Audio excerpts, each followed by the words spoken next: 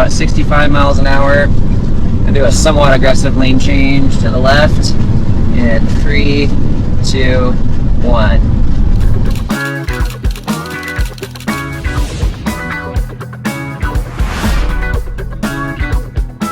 On today's installment of our E450 series, we're going to do a before and after drive with our rear track bar. On this coach, it'd be the SS450.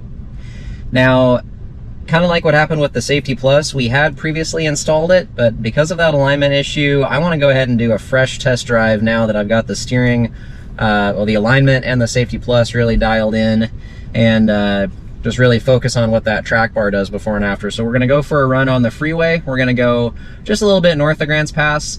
I feel like that's going to give us a better test of the impact that track bar has on the steering, because we've got some nice sweeping curves around there. I-5 gets pretty windy just a little bit north of Grants Pass. So going to do the test drive before the rear track bar is installed, and then going to go ahead and install it and repeat the same drive right afterward. And thankfully we still have our frame and axle brackets on, so I'm just going to go ahead and find a spot, rest area or somewhere convenient to just basically put the 2 bolts in on the 2 ends of the track bar and then repeat the same drive. So that way I'll get a nice, really quick comparison before and after.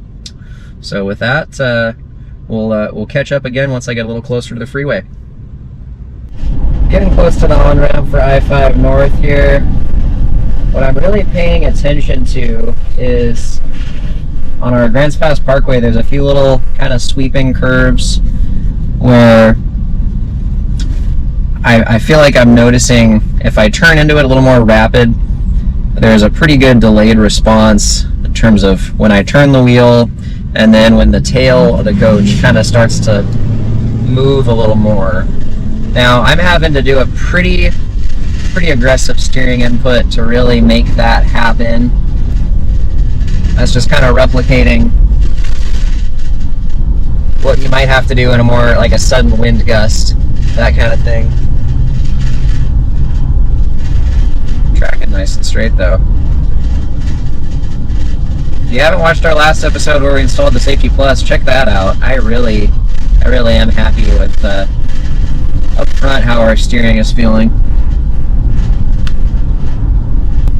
A little bit of play on center now that we're tracking straight. Again, like we've talked about in previous videos, you do notice that that play on center more.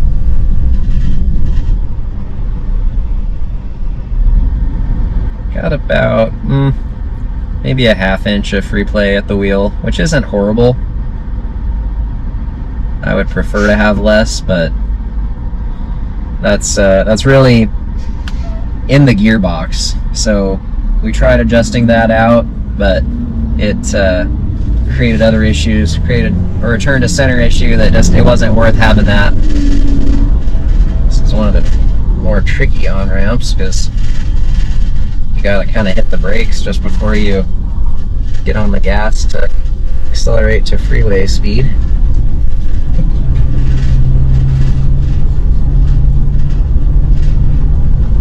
About 30 there. Alright, full power.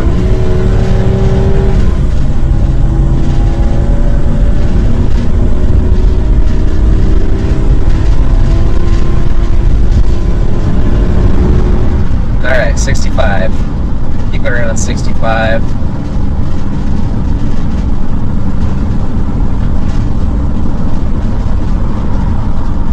Just that little bit of vibration coming off the front there. Right around 65, it seems like it just starts to come in. But you can see it's tracking nice and straight. I'm having to do very little corrections at the wheel on just a straight section of road.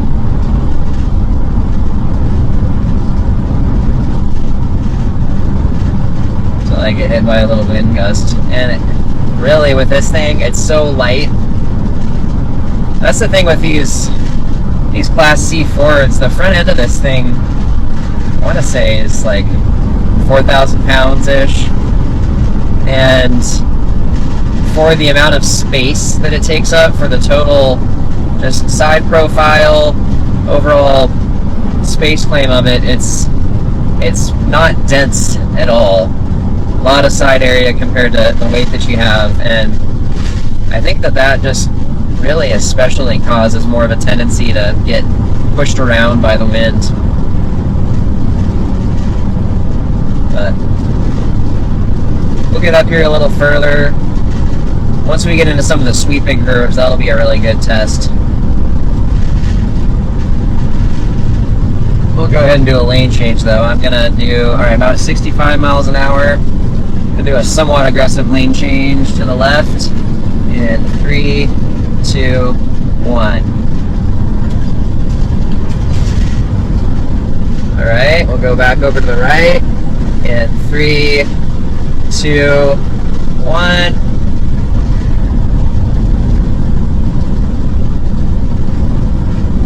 Yeah, you feel just a little bit of tendency of the back of the coach to kind of keep moving there. Now some of that is squirmed in the tire sidewall, but I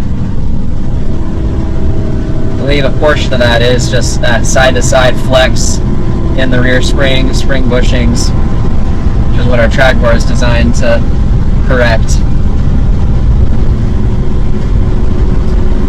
Yeah, even that little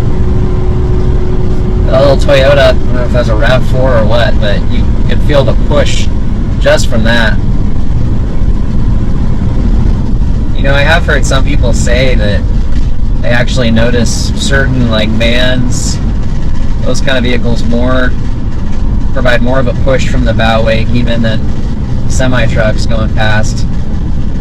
I don't know if I would agree that it's more in my experience on this thing, but you definitely feel certain smaller cars too.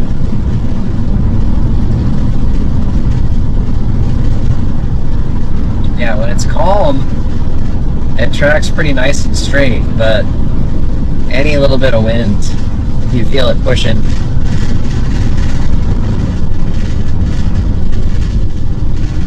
You see how it feels around here. This is a pretty good little test. Definitely got to anticipate that the tail wag.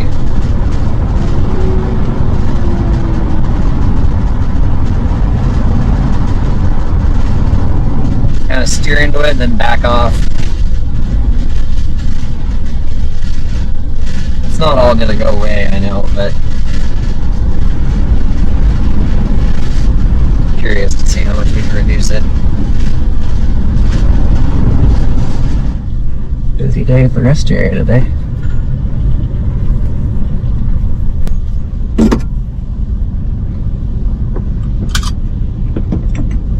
Alright. Get this thing installed and get back on the road. Alright, we got our track bar bolted up.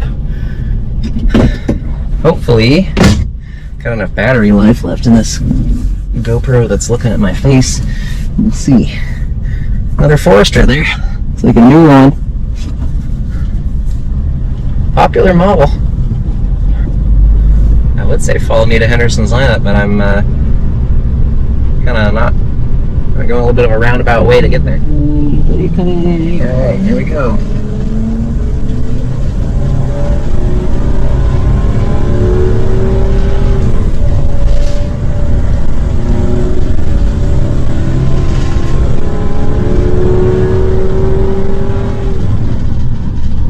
Tire vibration.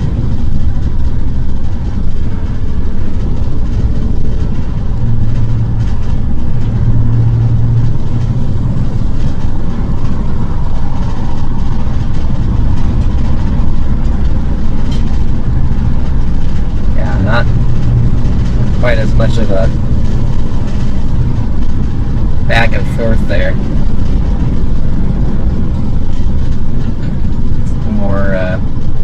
More immediate response. Alright.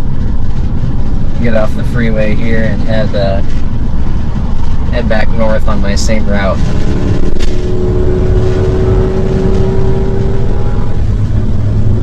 Alright, and we're back. 60 miles an hour. 65. Alright, I'm going to do a lane change here. 3, 2, 1.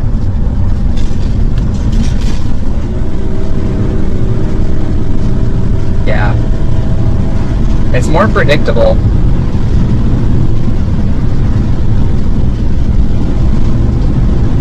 A little bit of a wind push there. Alright, we'll get back over. Here we go.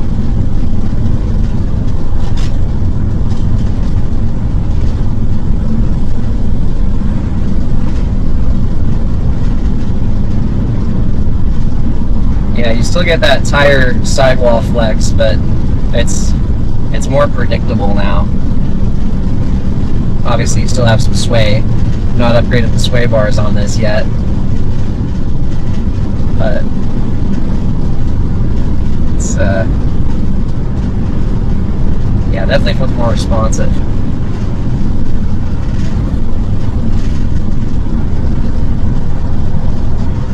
Just look at that initial push. I mean, that, you know, it starts at the front of the coach, so track bar is not going to do as much initially, but then overall it's more predictable and controlled.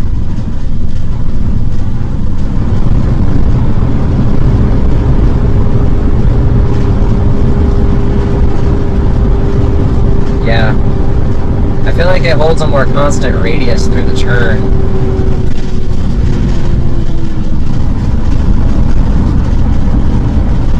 Alright, go around here. Good.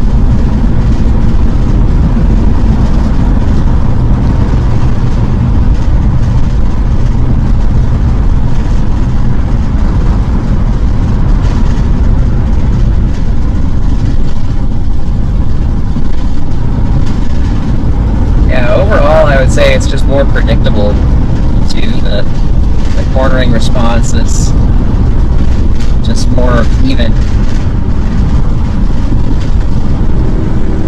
Hopefully about 4 miles for our turnaround point. Alright, get over, there we go. Yeah.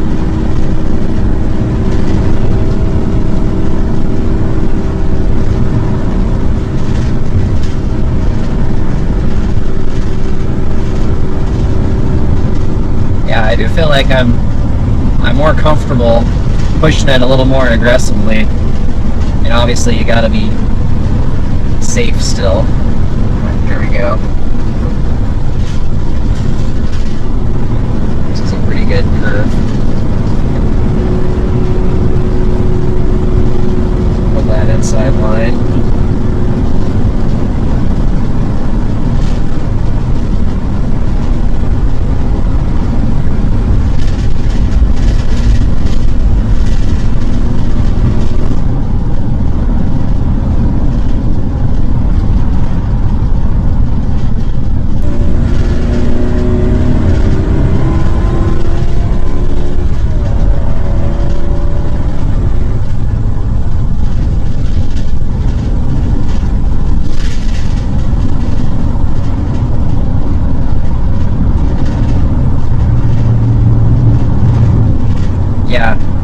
We say this quite a bit, but it's really worth saying again that in terms of upgrades to your steering, that combination of the Safety Plus and the rear track bar really is a powerful one. I mean, you've got the benefit of the more positive center point up front, better return to center, and then in the back, just making the back of the coach more predictable, more responsive, cutting down on that oversteer feeling, the tail wag. They really do go hand in hand. And then before even doing that, starting off with a really good alignment with the proper caster, proper amount of toe in, proper camber. It really has transformed the way this thing drives.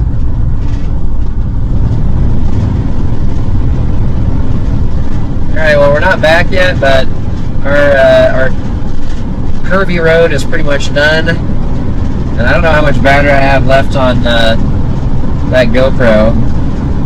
So, just to recap, if you're looking for more stability on your E350 or E450, you know, you're getting pushed around. You'd like to have more predictable cornering, get rid of that tail wag feeling. Especially, this coach really doesn't have a whole lot of overhang compared to the overall length of the coach.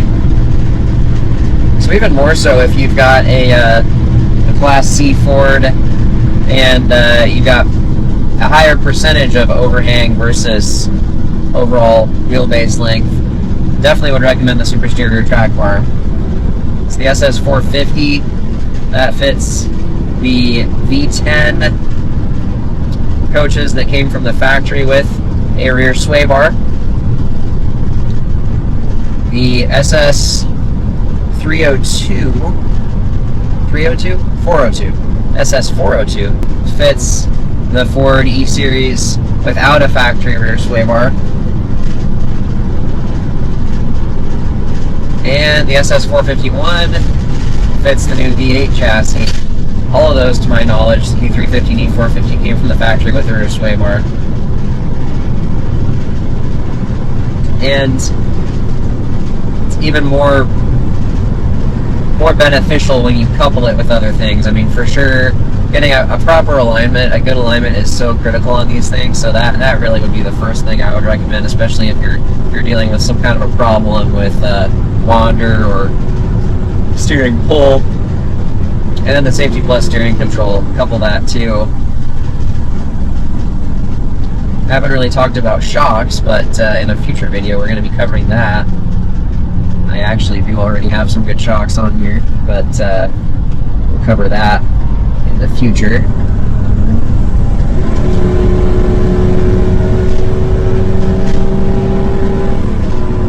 Again, let us know what you think in the comments. What should we do next on it? Should we dig into that tire vibration issue a little more?